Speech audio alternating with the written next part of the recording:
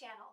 I have another costume progress video for you, this time for my Belle Parade costume from the Mamoru Hosoda film Belle. I saw this film in theaters in mid-January 2022 and decided within the first 3 minutes to cosplay Belle.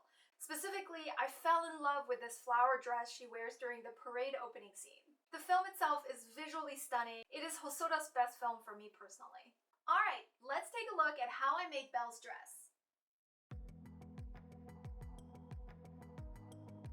I started buying materials the day after watching the movie. For the main dress, I chose a medium-weight home decor sateen in burgundy. I cut out a circle skirt based on a vintage pattern I had on hand. You can also make your own circle skirt pattern. Then I cut out a simple princess seam bodice. The bodice was easy to assemble, and I made sure to sew a lining to it and add lightweight plastic boning. It closes in the back with eyelets, which I always hammer on a piece of wood to protect my floor. The skirt pieces are first serged, then sewn together. Now I had a base dress to embellish. The next big task was making fabric petals, many of them. Each petal consists of 2 layers of sateen and 1 layer of iron-on interfacing. I cut each by hand and sewed them together. Then I turned each of them right side out to prepare them to be ironed. It was important to iron each petal well with steam so they laid better on the dress. Next, I made enough petals for 1 row and pinned them onto the base skirt. Once I was happy with the placement, I ran the skirt through my sewing machine to sew the petals down. Then I made more petals, about 9 or 10, pinned them on in a second row below the top row, and sewed them on my machine. Same for the 3rd and 4th row. I chopped up an old hoop skirt to wear underneath the dress so it would hold its shape better. The entire skirt has 4 rows of petal, about 60 or so in total, and it took me 2 days to make them all. Eventually, I had a full petal skirt. After the petals were sewn down, I hand-stitched each petal to its neighbor to stabilize the overall shape of the skirt and so they wouldn't flop around when I wore the costume. Then I cut and hemmed a length of fabric to create the overskirt train that cascades down the back. I gathered it at the top and pinned it to the petal skirt. Next, I made a waistband and finished the skirt as a separate garment. This makes transporting the costume easier and also distributes the weight of the skirt better.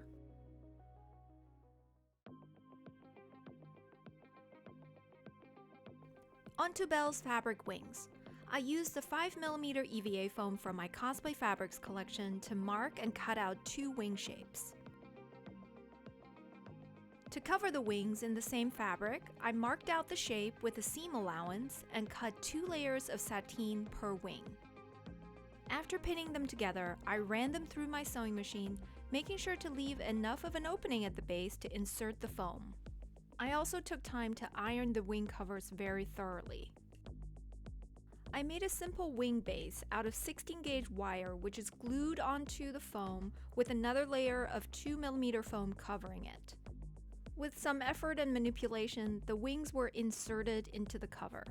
Thankfully, EVA foam is really forgiving. I hand-sewed the covers shut, making sure to hide any raw edges. When it came to embellishing the bodice with the flowers, I literally approached it like a floral arrangement. That's because this dress was designed by famed Japanese flower artist Megumi Shinozaki, who must have also arranged it like a bouquet. So that's what I did. My first task was airbrushing the piles of artificial flowers I bought. This is a great trick for sprucing up cheap-looking florals by giving them color gradient and depth. Well worth the afternoon spent at the shop. Check out how nice these look. Back at home, I prepped the flowers by cutting off the stems and gluing the layers together.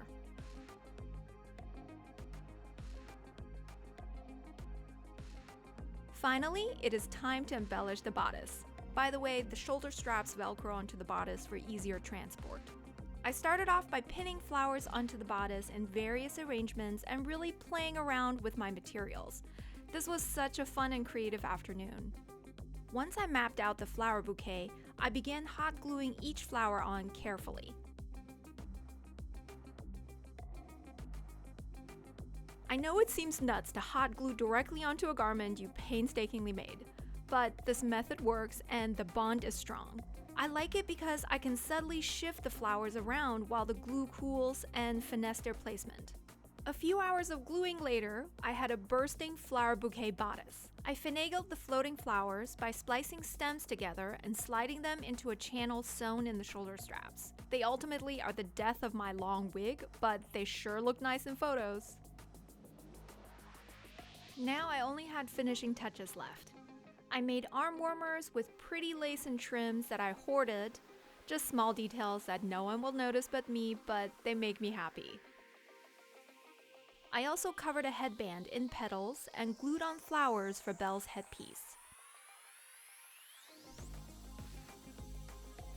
I made a bow for her back and hand sewed on snaps to attach it and the fabric wings.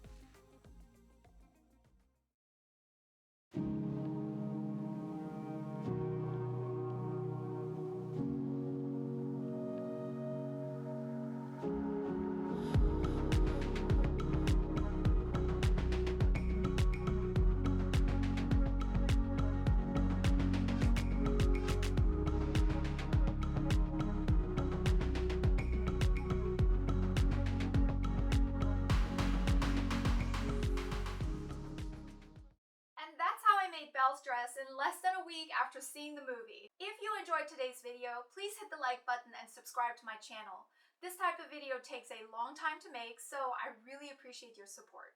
Let me know in the comments what you thought of the film Belle if you saw it, and what kind of creative videos you'd like to see next. Until next time, happy crafting!